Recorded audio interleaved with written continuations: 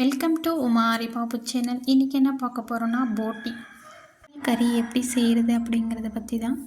இந்த மாதிரி செய்யும் போது ரொம்ப டேஸ்ட்டாக இருக்கும். பசங்களுக்கு ரொம்பவே பிடிக்கும், பிடிக்காதவங்களுக்கும் ரொம்பவே பிடிக்கும். நம்ம குழம்பாகவும் செய்துக்கலாம், ஃப்ரை பண்ணியும் எடுத்துக்கலாம். அப்படியே சாதத்தோட ரசத்தோடு சாப்பிட்ற மாதிரி அப்படியே சாப்பிட்ற மாதிரியும் எடுத்துக்கலாம். இல்லை குழம்பா வேணும்னாலும் குழம்பாகவும் எடுத்துக்கலாம்.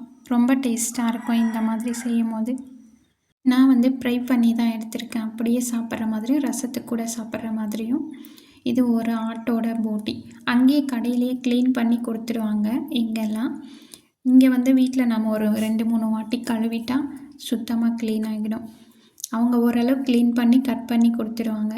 நான் நல்லா ஒரு 4-5 டைம் க்ளீன் பண்ணியாச்சு, கழுவி எடுத்தாச்சு, உப்பு மஞ்சத்தூள் போட்டு. இப்போ மறுபடியும் உப்பு மஞ்சத்தூள் போட்டு வேக வச்சுக்கலாம். கொஞ்சமாக அது மூழ்கிற அளவுக்கு தண்ணி ஊற்றி வேக வச்சுக்கலாம்.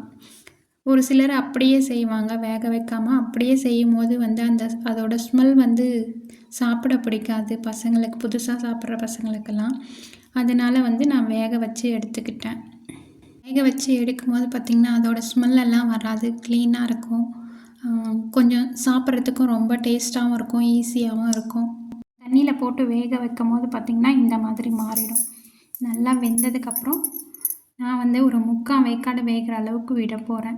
வேக வச்சு எடுத்துக்கிட்டோன்னா அதுக்கப்புறம் சமைக்கிறதுக்கு கொஞ்சம் ரொம்ப ஈஸியாக இருக்கும், டேஸ்ட்டாகவும் இருக்கும்.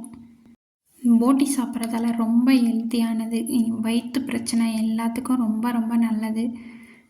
இந்த போட்டி பார்த்திங்கன்னா பசங்கள்லாம் பைப்புன்னு சொல்லிட்டு சாப்பிடுவாங்க. அது ஒரு மாதிரி ரசித்து சாப்பிடுவாங்க.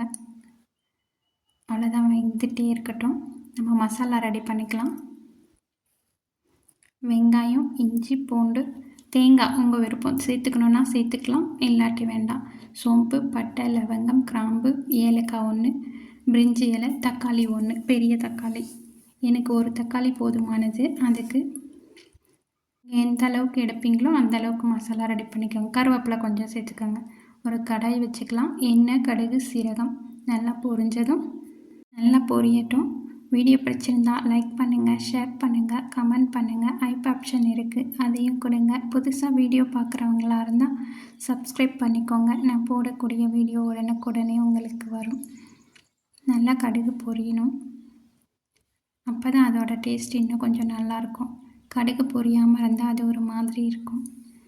இந்த மெத்தடில் சமைக்கும் போது பார்த்திங்கன்னா இதில் எந்த ஸ்மெல்லுமே வராது. கருவேப்பிலை சேர்த்துக்கலாம். ஒரு நார்மலான கறி குழம்பு சாப்பிட்ற மாதிரி தான் இருக்கும். அந்த குடலோட ஸ்மெல் எதுவுமே வராது.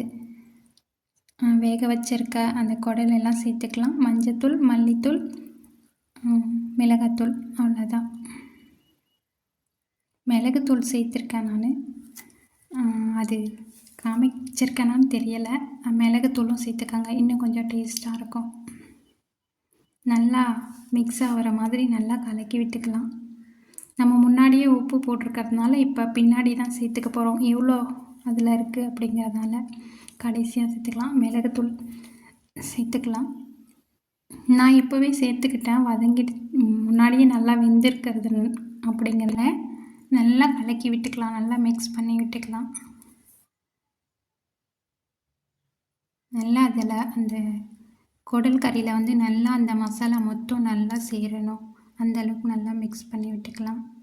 வேறு எதுவும் மசாலா சேர்க்காமல் இப்படியேவும் சாப்பிட்றதுக்கு நல்லாயிருக்கும்.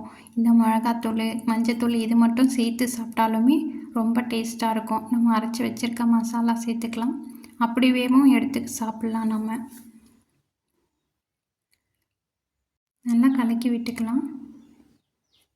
கொஞ்சமாக தண்ணி ஊற்றிக்கலாம். அந்த மசாலோட வாசம் போய் நமக்கு குழம்பா வேணும்னாலும் இப்போ எடுத்துக்கலாம், ஃப்ரை பண்ணிக்கிறதுனாலும் ஃப்ரை பண்ணிக்கலாம்.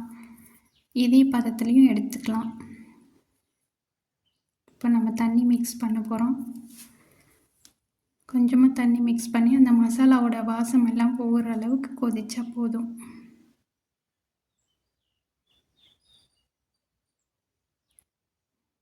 அது ஏற்கனவே வெந்திருக்கிறதுனால இப்போ வேகணுங்கிறது அவசியம் இல்லை. அந்த மசாலா சுண்டுனா மட்டும் போதும், அவ்வளோதான். இதே பதத்தில் அப்படியே குழம்பாவும் எடுத்து யூஸ் பண்ணிக்கலாம். இல்லை எனக்கு இன்னும் கொஞ்சம் நல்லா ஃப்ரை பண்ணுற மாதிரி வேணும்னாலும் ஃப்ரை பண்ணி எடுத்துக்கலாம்.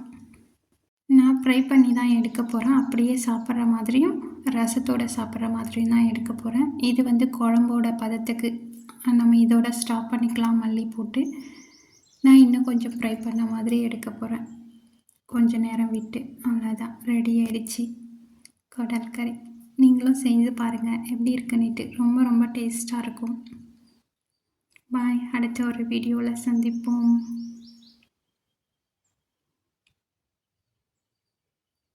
வீடியோ பிடிச்சிருந்தா லைக் பண்ணுங்கள், ஷேர் பண்ணுங்கள், கமெண்ட் பண்ணுங்கள். ஐப் ஆப்ஷன் இருக்குது, அதையும் கொடுங்க. பாய், அடுத்த ஒரு வீடியோ.